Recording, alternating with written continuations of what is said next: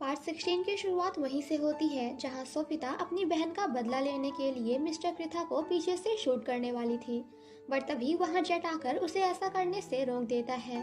सोफिता, अब मैं और बर्दाश्त नहीं कर सकती, मैं भी जाकर उसे मार दूंगी।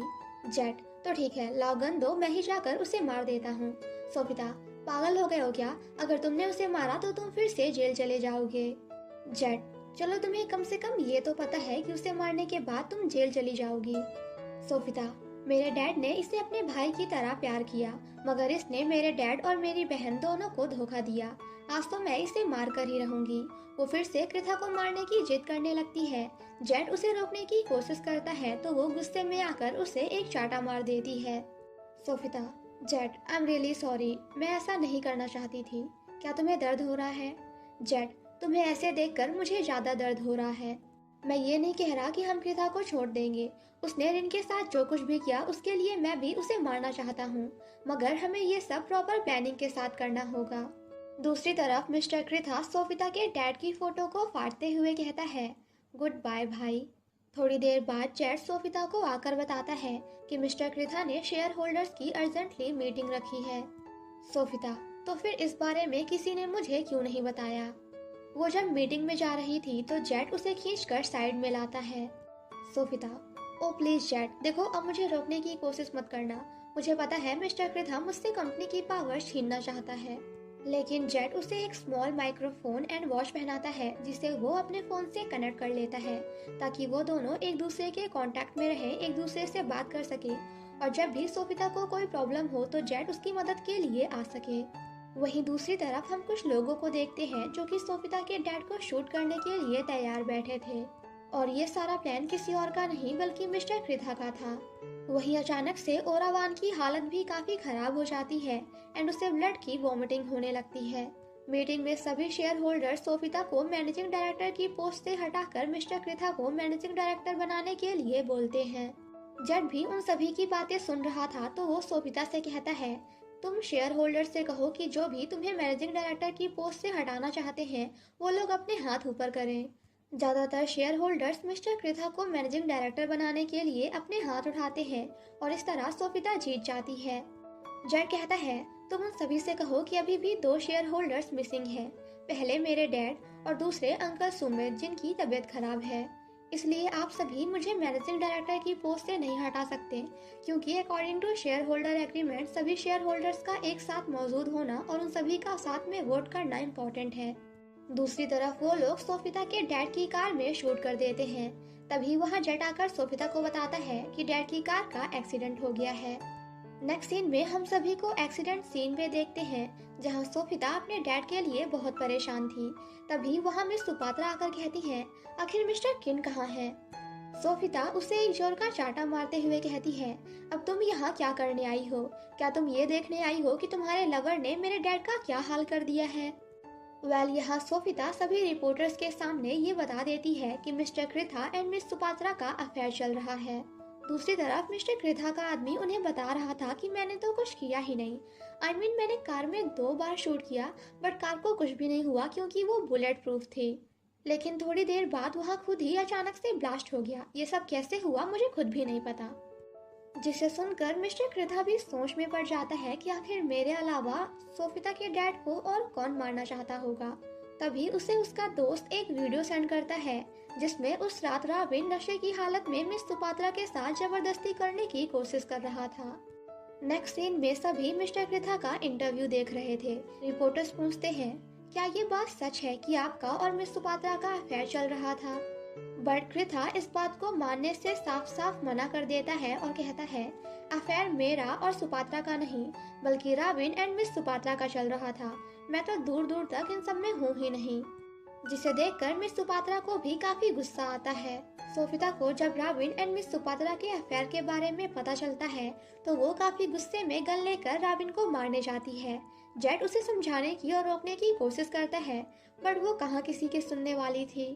जेट, तुम पागल हो गई हो क्या, या फिर तुमने फिर से वो दवाइयाँ खाई हैं? सोफिता, मैं खाऊं या नहीं मेरी मर्जी, प्लीज मुझे मेरी दवाइयाँ ला कर दो वरना मैं पागल हो जाऊंगी। उन दोनों की ये सारी बातें घर की मेड भी सुन रही थी। एंड देन भागते हुए घर के बाहर आकर मिस्टर कृथा को कॉल करके इस बारे में सब कुछ बता देती है, क्योंकि मिस्टर कृथा ने उसे पैसे देकर उन दोनों पर नजर रखने को कहा था। नेक्स्ट सीन में जब कृथा ऑफिस में बैठा होता है तो पीछे से सोफिता आकर उस पर काफी गुस्सा करने लगती है। वो कहती है, मैंने रिन की डायरी पढ़ी जिसके बाद मुझे सब कुछ पता चल गया। वो तुम ही हो जिसने उसे प्रेग्नेंट करके अबॉर्शन करने के लिए मजबूर कर दिया, जिस वजह से उसने खुद की जान ले ली। बट कृथा को तो इस बात से कोई फर्क ही नहीं पड़ता। वो तो और भी ज्यादा रिन की बेइज्जती करने लगता है, जिसे सुनकर सोफिता उसे एक जोर का शाटा मारती है। कृथा, मैंने तुम्हारी बहन को नहीं बल्कि तुम्हारी बहन ने मुझे सेड्यूस किया था, और मैं एक मैन हूँ तो मेरे लिए ये सब रेजिस्ट करना बहुत हार्ड है। और हाँ, एक बात और, रिन ने अबॉर्शन अपनी खुद की मर्जी से कराया है। मैंने कभी भी उसे अबॉर्शन कराने के लिए फोर्स नहीं किया। ये सब सुनकर सोफिता को और भी ज्यादा गुस्सा आ जाता है। वो कृथा को मारने लगती है, पर तभी वहाँ सभी शेयर होल्डर्स आ जाते हैं और उन दोनों को रोकने की कोशिश करते हैं। कृथा, ये लड़की पागल हो गई है, इसे अभी के अभी हॉस्पिटल लेकर जाओ। और हाँ, मैं आप सभी को बता दूं कि इसे एंटी एंजाइटी पिल्स खाने की आदत है। ये खुद को नहीं संभाल सकती तो कंपनी क्या ही संभालेगी। सोफिता, प्लीज आप लोग मेरी बात सुनिए, मैं कोई पागल नहीं हूँ और ना ही मुझे कुछ हुआ है। ये तो बस मेरी इंसोम्निया की दवाई है और डॉक्टर ने मुझसे कहा कि अब मैं परफेक्टली ठीक हूँ। आई मीन कम्प्लीटली फाइन हूँ। वेल, यहाँ सोफिता की हालत धीरे धीरे और भी ज्यादा खराब होने लगती है, जिसे देखकर इस बार सभी शेयर होल्डर सच में उसे कंपनी से बाहर करने का सोचते हैं। नेक्स्ट सीन में हम सोफिता को उसके डैड से बात करते हुए देखते हैं और यहाँ हमें पता चलता है कि अभी तक जो कुछ भी हुआ वो सब जेट, सोफिता एंड उसके डैड का प्लान था। जेट, वैसे आज तो तुमने बहुत अच्छी एक्टिंग की। इधर आओ, मैं तुम्हें एक गिफ्ट देना चाहता हूँ। सोफिता, नहीं नहीं, इसकी कोई जरूरत नहीं, अपना गिफ्ट अपने पास रखो। जेट, देखो मैं मजाक नहीं कर रहा, सच में तुमने बहुत अच्छी एक्टिंग की। तुम्हें देखकर थोड़ी देर के लिए तो मैं भी सोच में पड़ गया था कि तुम एक्टिंग कर रही हो या फिर सच में तुम्हारी बीमारी वापस आ गई।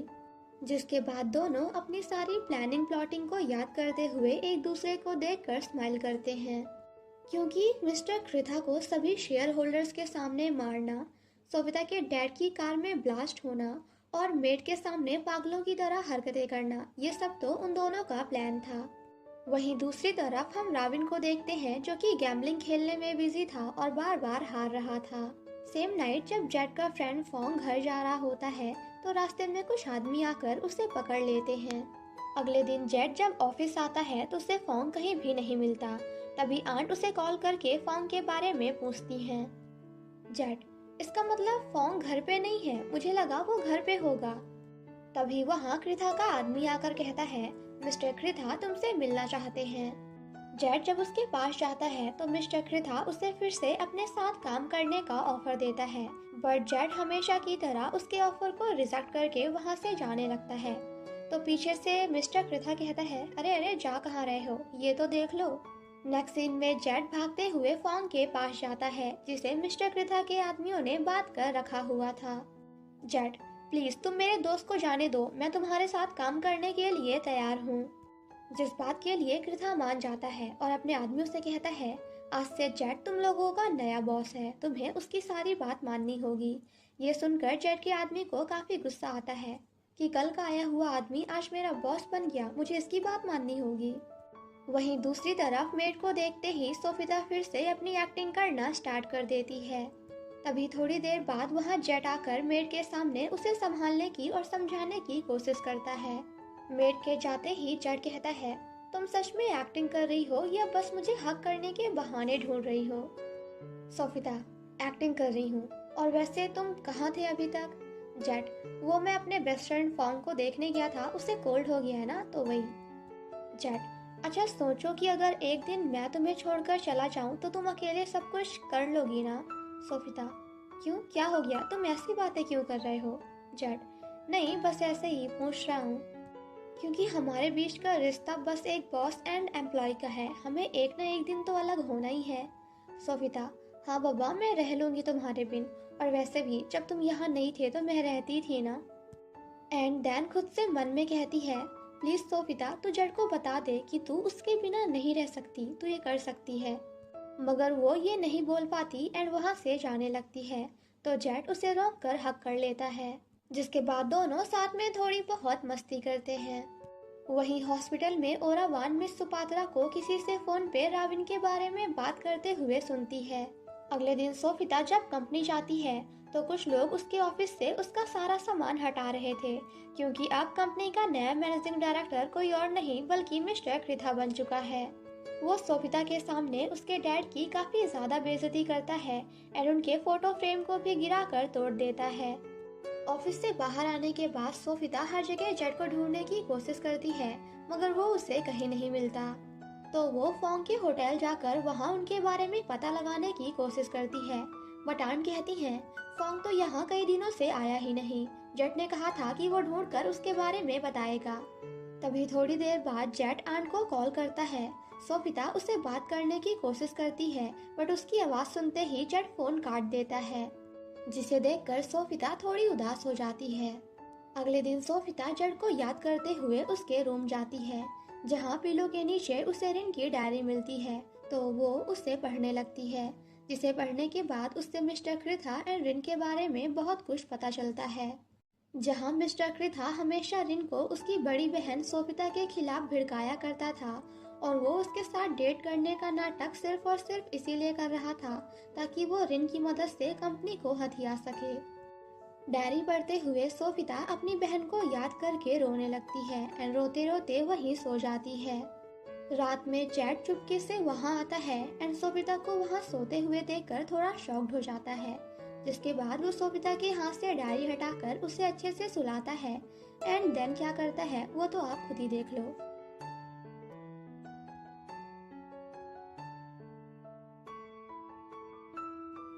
आफ्टर दैट वो चुपचाप वहां से चला जाता है।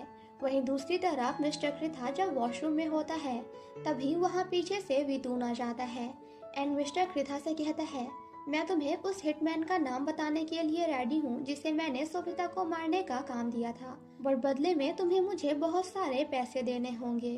अगले दिन जब सोफिता अपनी बहन के ग्रेव पे जाती है तो वहाँ उसे ओरावान बेहोश मिलती है, जिसे देखकर वो तुरंत उसे हॉस्पिटल लेकर जाती है। ओरावान की जेब से उसे उसके बचपन की एक फोटो मिलती है जिसमें रिन भी थी। सोफिता कहती है, इसमें रिन क्या कर रही है और रिन के बगल में ये लड़की कौन है। सोफिता जब डॉक्टर के पास बैठी होती है तो वो उसे बताते हैं कि ओरावान को लास्ट स्टेज का कैंसर है, वो बहुत जल्द मरने वाली है। वहीं दूसरी तरफ जब ओरावान को पता चलता है कि उसे हॉस्पिटल कोई और नहीं बल्कि सोफिता लेकर आई है, तो वो वहां से भाग जाती है। दूसरी तरफ वितून जेट को शूट करने जाता है, क्योंकि मिस्टर कृथा को पता चल गया था कि जेट ही वो हिटमैन है जिसे वितून ने सोफिता को मारने के लिए हायर किया था। दैट्स वाई अब मिस्टर कृथा ने वितून को काफी सारे पैसे देकर उसे जेट को जान से खत्म करने का काम दिया है।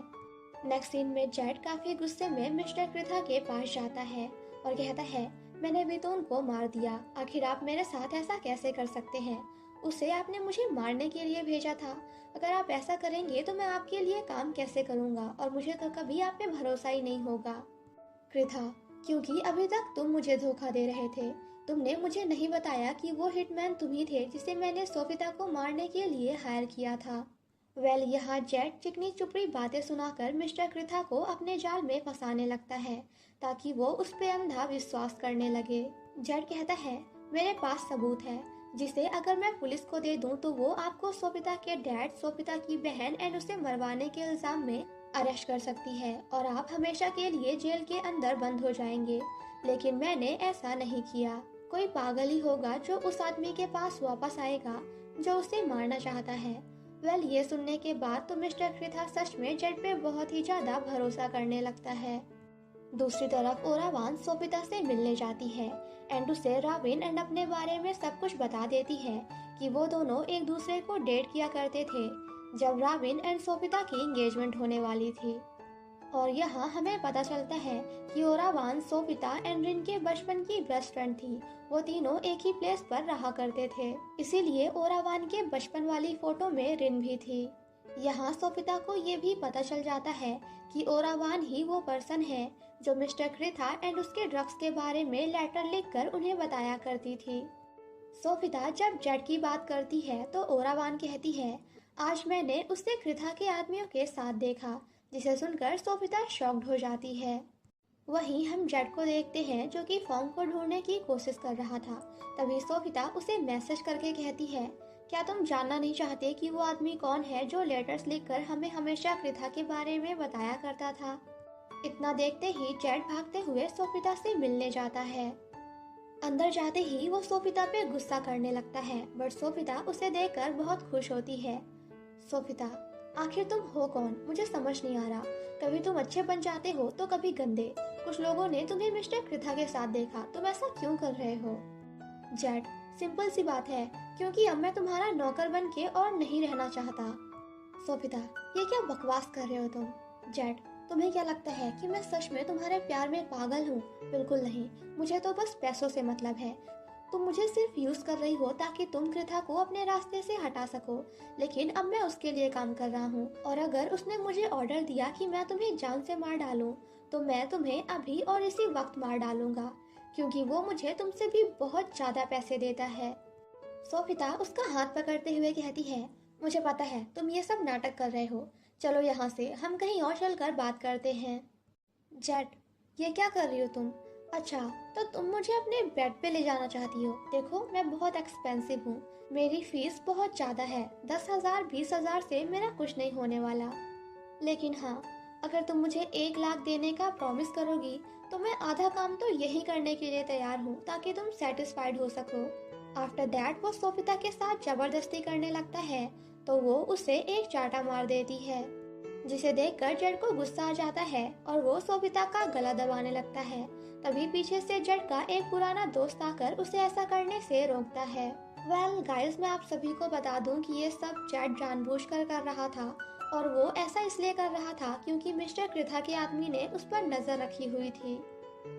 जेड जब वहां से जाने लगता है तो सोफिता भी उसके पीछे जाती है एंड उसे रोकने की कोशिश करती है। सोफिता, तुम्हें क्या लगता है कि अभी अभी तुमने मुझसे जो कुछ भी कहा मैं उस पर भरोसा कर लूंगी? मुझे पता है ये सब तुमने जानबूझ के किया है, सो प्लीज आखिर सच्चाई क्या है मुझे बता भी दो। तुम कृथा के साथ क्यों हो? जेट, देखो प्लीज, मुझे परेशान करना बंद करो एंड चुपचाप यहाँ से चली जाओ। आज से मेरे एंड तुम्हारे बीच सब कुछ खत्म हुआ। सोफिता, तो क्या सच में तुमने कभी मुझसे प्यार नहीं किया? वो सब झूठ था? जेट, हाँ बिल्कुल, मैं भी राविन की तरह तुम्हें धोखा दे रहा था। तुम बहुत अनलकी हो कि तुम इतने अमीर खानदान में पैदा हुई, क्योंकि सब तुम्हारे नहीं बल्कि तुम्हारे पैसों के पीछे हैं। और मैं भी। मिस्टर कृथा मुझे तुमसे बहुत ज्यादा पैसे देता है, इसलिए आज से तुम और तुम्हारे डैड मरो या जियो, मुझे कोई फर्क नहीं पड़ेगा। सो प्लीज मुझे ढूंढने की कोशिश मत करना और अपनी प्रॉब्लम्स लेकर मेरे पास मत आना। सोफिता, अगर तुम्हें मुझसे प्यार नहीं था तो अभी तक नाटक करने की क्या जरूरत थी? तुम अपने आप को बहुत ताकतवर समझते हो ना, तो बाहर आकर मेरे सामने आओ, मेरी आंखों में आंखें डालकर कहो कि तुम मुझसे नफरत करते हो, तब मैं मान लूंगी। पीछे से जेड उसे छिप कर देख रहा था एंड देन चुपचाप वहां से वापस लौट जाता है। तो इसी के साथ हमारा ये पार्ट यहीं पे खत्म हो जाता है। गाइस, इस ड्रामा का एक या फिर 2 पार्ट और बचा है। आई नो मैं काफ़ी टाइम लगा रही हूँ, जिसके लिए आई एम रियली सॉरी। और ये 2 पार्ट्स मैं बहुत जल्द 1 या 2 दिन के अंदर अपलोड कर दूंगी। तो बाकी के लास्ट पार्ट के लिए stay tune. Thank you so much for watching my explanation. Stay safe and healthy. Bye bye.